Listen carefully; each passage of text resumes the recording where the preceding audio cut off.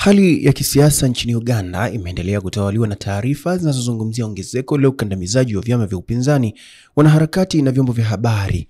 Ripoti ya Umoja wa Mataifa ya Tume za Haki za Binadamu imebainisha kuwa mamia ya wafuasi wa upinzani wakiwemo wanachama wa chama cha National Unity Platform NUP wamekamatwa na kufunguliwa mashtaka yanayodaiwa kuwa ya kisiasa. Taarifa ya Tume ya Ulinzi wa Haki za Waandishi wa Habari zinaonyesha kuwa waandishi wa habari kadhaa wameripotiwa kushambuliwa na kukamatwa wakati wakifuatilia matukio ya kisiasa, ikiwa ni pamoja na uchaguzi mdogo wa Machi 2025. Vyombo vya habari vya uhuru vimekumbwa na vizuizi, ikiwa ni pamoja na kutopewa ruhusa ya kufuatilia mikutano ya bunge na kampeni. Taarifa za mashirika ya haki za binadamu kama FIDH zimeonyesha kuwa wanaharakati wa kiraia wakiwemo wale wanaopinga miradi ya mafuta au kudai uwajibikaji wa serikali wamekabiliwa na vitisho, kukamatwa pamoja na kufungwa. Baadhi ya kesi hizi zinashughulikiwa katika mahakama za kijeshi. Robert Kyagulanyi Ssentamu maarufu kama Bobi Wine ni kiongozi wa chama cha NUP, amekuwa akiakisiwa kama kielelezo cha ukandamizaji huu. Shirika kama African News limeripoti kuwa mikutano yake ya kampeni imevurugwa na jeshi la polisi kwa kutumia mabomu ya machozi na maji ya kuwasha,